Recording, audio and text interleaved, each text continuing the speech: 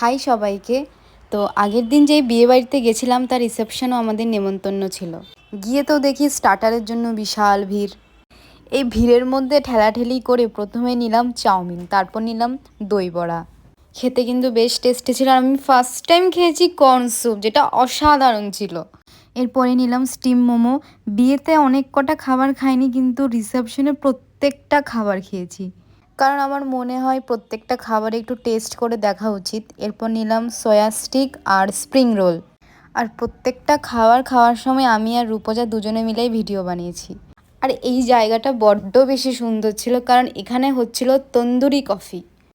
আর অবশ্যই টেস্ট ভালো ছিল। আর তোমরা জানাও কমেন্ট করে যে তোমরা কি চা লাভার না কফি লাভার।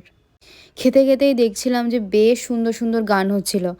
আর আমাকে আর রূপজাকে কেমন লাগছে অবশ্যই কমেন্ট করে জানাও।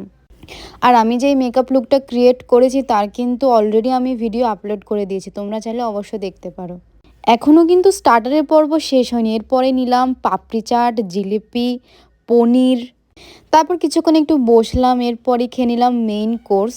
প্রথমেই তো দেখি 2 রকমের স্যালাড রয়েছে, আমি তার মধ্যে একরকম নিলাম। এরপর নিলাম পনির পকোড়া, পনিরের বিরিয়ানি, পনির চাপ।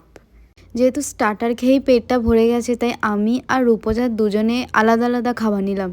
এই সমস্ত খাবারগুলো আমি নিলাম, আর রূপজা নিয়েছিল ডাল ভাত, ফ্রাইড রাইস, ফুলকপি মাঞ্চুরিয়ান, কুলচা, রাজমা। দুজনেই শেয়ার করে খেলাম।